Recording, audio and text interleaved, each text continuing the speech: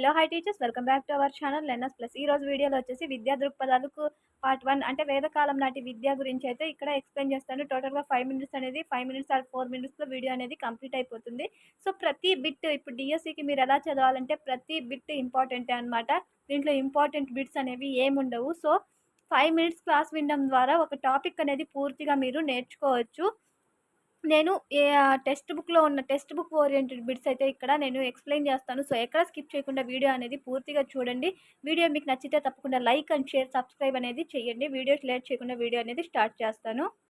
ఇది వచ్చేసి వేదకాలం నాటి విద్య. ఇక్కడ చూసుకుందాము. గతం మన పునాది, వర్తమానం మన ముడి పదార్థం, భవిష్యత్తు మన లక్ష్యం అని అభిప్రాయపడిన వారు.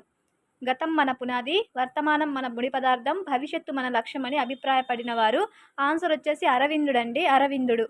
నెక్స్ట్, భారతీయ చరిత్రకు చెందిన విద్యను ఎన్ని భాగాలుగా విభజించారు? భారతీయ చరిత్రకు చెందిన విద్యను ఎన్ని భాగాలుగా విభజించారు అంటే 4 భాగాలుగా విభజించడం జరిగింది. అవి వచ్చేసి మనకు ప్రాచీన యుగము, మధ్యయుగము, ఆధునిక యుగము, స్వాతంత్రానంతర విద్యా విధానము. వీటి గురించి మనకు టాపిక్స్ తర్వాత వస్తాయి. నెక్స్ట్, ప్రపంచంలోనే మొదటి పాఠ్య గ్రంథాలు ఏవి అంటే భారతదేశంలో ఉద్భవించిన వేదాలు ప్రపంచంలోనే మొదటి పాఠ్య గ్రంథాలు. నెక్స్ట్ 4వ బిట్, విజ్ఞానాన్ని సంపాదించుట అనే సాంప్రదాయం ఎప్పటి నుంచి ఉంది? విజ్ఞానాన్ని సంపాదించుట అనే సాంప్రదాయం ఎప్పటి నుంచి ఉందంటే వేదకాలం నుండి. నెక్స్ట్, వేదం అనగా అర్థం. వేదం అంటే అర్థం వచ్చేసి జ్ఞానము. నెక్స్ట్, వేదం అనే పదము విద్య అనే పదం నుంచి పుట్టింది.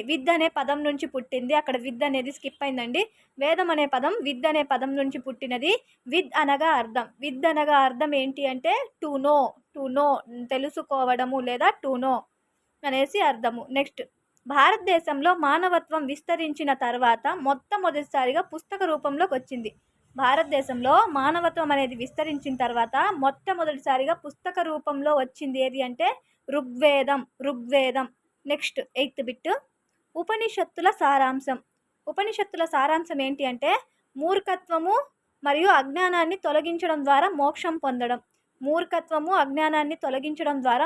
పొందడం అనేది ఉపనిషత్తుల యొక్క సారాంశం. నెక్స్ట్, ఉపనిషత్తుల ప్రకారము వేదకాలంలో విద్య అనేది ఎన్ని రకాలు? ఉపనిషత్తుల ప్రకారం వేదకాలంలో విద్య అనేది 2 రకాలు. ఒకటి వచ్చేసి అపర విద్య, రెండొచ్చేసి పరవిద్య. అపర విద్య అనేది బహికము, పరవిద్య అనేది ఆయుష్మికం. అపర విద్య అంటే ఏంటి అంటే వ్యక్తి సమాజంలో ఒక ఉత్తమ వ్యక్తిగా సంఘజీవనం గడపడానికి ఉపయోగపడేది. అపర విద్య అనేది వ్యక్తి సమాజంలో ఒక ఉన్నత వ్యక్తిగా సంఘజీవనం గడపడానికి ఉపయోగపడే విద్య వచ్చేసి అపర విద్య. ఇది బాహికం. పరవిద్య అంటే ఏంటి అంటే వ్యక్తి ముక్తి మోక్షం పొందడానికి ఉపయోగపడే విద్య పరవిద్య. వ్యక్తి ఒక ఉత్తమ వ్యక్తిగా సమాజంలో సంఘజీవనం గడపడానికి ఉపయోగపడే విద్య అపర విద్య. ఇది ఇంపార్టెంట్ బిట్స్, మీరు చూసుకోండి. నెక్స్ట్, వేదకాలంలో ఉపనిషత్తుల ప్రకారం అభ్యసనంలో 3 దశలు అనేవి ఉండేవి. వేదకాలంలో ఉపనిషత్తుల ప్రకారం అభ్యసనంలో 3 దశలు ఉండేవి. అవి వచ్చేసి శ్రవణం, మననము, నిధిధ్యాసనము. దీని గురించి బిట్స్ వస్తాయి. ఫస్ట్, వేదకాలంలో మానవ జీవితాన్ని 4 దశలుగా విభజించారండి. ఈ జీవిత దశలను ఏమంటారంటే ఆశ్రమాలు. వేదకాలంలో మానవ జీవితాన్ని ఎన్ని దశలుగా విభజించారంటే 4. ఈ జీవిత దశలను ఏమంటారంటే ఆశ్రమాలు అనేసి అంటారు. ఈ ఎన్ని ఆశ్రమాలు ఉన్నాయంటే 4 ఆశ్రమాలు ఉన్నాయి. ఈ 4 ఆశ్రమాల్లో వ్యక్తి సాధించే సామర్థ్యాలు ఏమంటారంటే ధర్మ, అర్థ, కామ, మోక్షాలనే చతుర్విధ పురుషార్థాలుగా విభజించారు. ఈ వేదకాలంలో మానవ జీవితాన్ని 4 దశలుగా విభజిస్తే ఆ 4 దశలను మళ్ళీ 4 ఆశ్రమాలుగా, వీటిని ఆశ్రమాలు అంటారు. ఈ ఆశ్రమాల్లో వ్యక్తి సాధించే సామర్థ్యాలను ధర్మ, అర్థ, కామ, మోక్షాలనే మళ్ళీ 4గా విభజించారు. వీటిని చతుర్విధ పురుషార్థాలు అనేసి అంటారు. ఈ చతుర్విధ పురుషార్థాలలో ముఖ్యమైనది ఏది అంటే ధర్మము.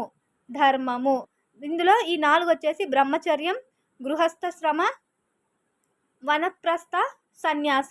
ఈ బ్రహ్మచర్యం అనేది ధర్మము, గృహస్థ శ్రమ అనేది అర్థ, వనప్రస్థ అనేది కామ, సన్యాస అనేది మోక్షం. ఇవి దీనికి సంబంధించి. నెక్స్ట్, వేదకాలంలో సమాజాన్ని వేదకాలంలో సమాజాన్ని 12th బిట్ అండి. వేదకాలంలో సమాజాన్ని 4 వర్ణాలుగా విభజించారు. దేని ప్రకారం అంటే వారి వారి వృత్తులను అనుసరించి వాళ్ళ జీవన విధానానికి ఉపయోగపడేదిగా విద్యా బోధన అనేది జరపడం జరిగింది. అవొచ్చేసి ఆ 4 వర్ణాలొచ్చేసి బ్రాహ్మణులు, క్షత్రియులు, వైశ్యులు, శూద్రులు. బ్రాహ్మణులకు విద్య ఏ విధంగా ఉండేది అది నెక్స్ట్ టాపిక్‌లో చెప్తాను. వేదకాలం నాటి విద్య ప్రధాన లేదా అంతిమ లక్ష్యము. వేదకాలం నాటి విద్య యొక్క ప్రధాన లేదా అంతిమ లక్ష్యం ఏంటి అంటే మోక్ష సాధన. వేదకాలం నాటి విద్యా ఉత్సవం వచ్చేసి ఉపనయనం. వేదకాలం నాటి విద్యా ఉత్సవం వచ్చేసి ఉపనయనం. ఉపనయనంతో విద్యార్థి జీవితం అనేది ప్రారంభమవుతుంది. నెక్స్ట్ గురువు విద్యార్థి చెవిలో ఏ మంత్రం ఉపదేశించడంతో ఉపనయన కార్యక్రమం జరుగుతుంది. గురువు విద్యార్థి చెవిలో ఏ మంత్రం ఉపదేశించడంతో ఉపనయన కార్యక్రమం జరుగుతుంది అంటే గాయత్రి మంత్రం. నెక్స్ట్ వేదకాలంలో విద్యార్థి దశ ఎప్పటి నుంచి ప్రారంభమవుతుంది అంటే ఉపనయనం తర్వాత నుంచి ప్రారంభమవుతుంది. నెక్స్ట్ 17 వేదకాలంలో బ్రాహ్మణులకు బోధించే విద్య. వేదకాలంలో బ్రాహ్మణులకు ఏం బోధించేవారంటే యజ్ఞ యాగాది క్రియలు, బ్రహ్మజ్ఞానం, కర్మజ్ఞానం బోధించేవారు. బ్రాహ్మణులకు యజ్ఞ యాగాది క్రియలు, బ్రహ్మజ్ఞానము, కర్మజ్ఞానం. వేదకాలంలో క్షత్రియులకు బోధించే విద్య. క్షత్రియులకు రాజనీతి శాస్త్రం, యుద్ధ విద్యలు, ధర్మరక్షణ, దేశ రక్షణతో పాటు ధర్మశాస్త్రాలు కూడా బోధించేవారు. వీటిలో నుంచి బిట్స్ అనేవి ఫామ్ అవుతాయి. క్షత్రియులకు ఏ విధమైన విద్య లేకపోతే రాజనీతి శాస్త్రం, యుద్ధ విద్యలు ఎవరికి బోధించేవారు ఇలా. నెక్స్ట్ వైశ్యులకు బోధించే విద్య. వైశ్యులకు వచ్చేసరికి మనకు వాణిజ్యము, గణితము, భూగోళం, వ్యవసాయం అనేది బోధించేవారు. శూద్రులకు వచ్చేసి ఎటువంటి విద్య అనేది బోధించేవారు కాదు. వారు వచ్చేసి చేతు వృత్తులను చేసుకుంటూ సమాజానికి అవసరమైన వస్తువులను తయారు చేసి ఉండేవారు. నెక్స్ట్ వేదకాలంలో విద్యార్థి దశ వచ్చేసి బ్రహ్మచర్య దశ. విరమణ దశ, బాధ్యత విరమణ దశ వచ్చేసి వనప్రస్థ. నెక్స్ట్ ఇహపర సుఖాలను త్యజించే సన్యాసి దశ వచ్చేసి సన్యాస. వివాహానంతర అంటే వివాహం అయిపోయిన తర్వాత దశ గృహస్థ శ్రమ. ఇవి గుర్తుపెట్టుకోండి 4. వేదకాలంలో విద్యార్థి దశ బ్రహ్మచర్యము, ఇది వచ్చేసి ధర్మ. నెక్స్ట్ బాధ్యత విరమణ దశ వనప్రస్థ, ఇది వచ్చేసి కామ. నెక్స్ట్ ఇహపర సుఖాలను త్యజించే దశ, ఇది వచ్చేసి సన్యాస. నెక్స్ట్ ఇది మోక్ష దశ, ఇది వచ్చేసి ధర్మ, ఇది కామ, ఇది మోక్ష, ఇది వచ్చేసి అర్ధ. వివాహానంతర దశ గృహస్థ శ్రమ. నేను ఆర్డర్ అనేది ఇది మధ్యలోకి రావాలి, ఆర్డర్ అనేది తప్పింది, సో ఒకసారి మీరు గుర్తుపెట్టుకోండి. నెక్స్ట్ గురువులు చెప్పిన దానిని గ్రహించడాన్ని ఏమంటారు? గురువులు చెప్పిన దాన్ని గ్రహించడాన్ని శ్రవణం అంటారు. అదే గురువులు చెప్పిన దాన్ని వల్లె వేయడం లేదా సంత చెప్పడాన్ని వచ్చేసి మననము అనేసి అంటారు. నిధిధ్యాసనం అంటే ఏమిటి? నిధిధ్యాసనం అంటే మోక్షాన్ని పొందడము, ధ్యానంతో అత్యున్నత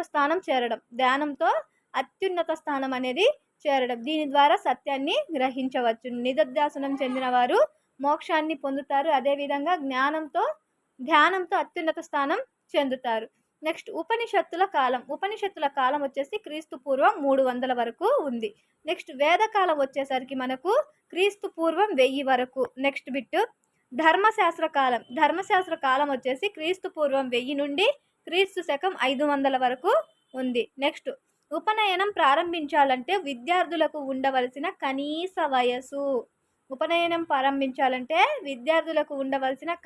వయసు.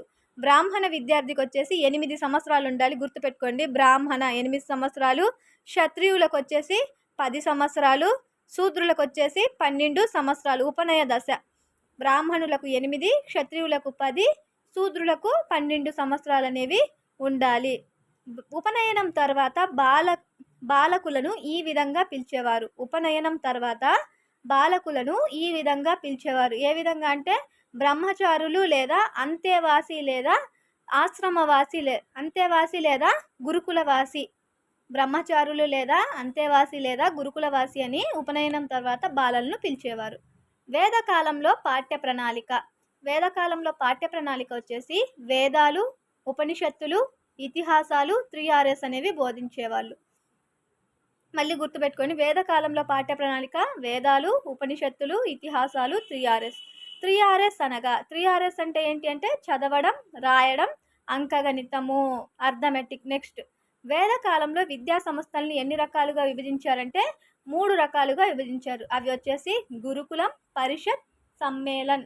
గురుకులం, పరిషత్, సమ్మేళన్.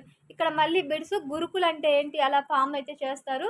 గురుకుల్ అంటే పట్టణాలకు దూరంగా ఉండేయి. గురుకులం అంటే పట్టణాలకు దూరంగా ఉండేయి. పరిషత్ అంటే ఉన్నత విద్యాలయాలు.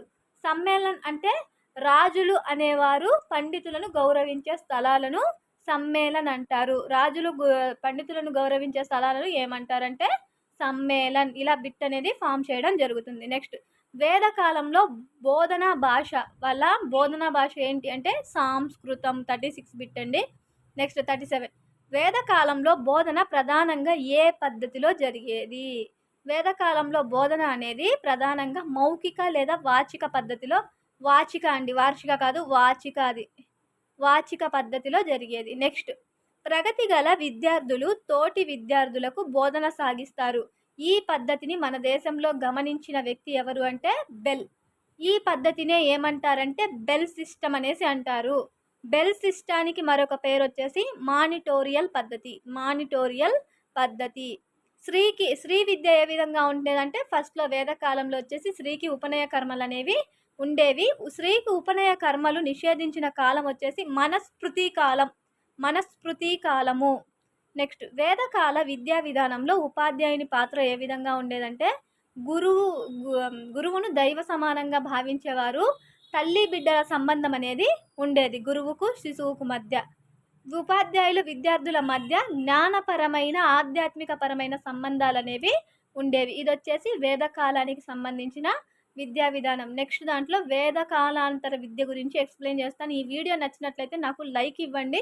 సో నెక్స్ట్ వీడియో చేయాలా లేదా అనేది నాకు క్లారిటీ వస్తుంది. ఈ వీడియో మీకు చాలా యూజ్ అవుతుందని నేనైతే అనుకుంటున్నాను. Thank you for watching.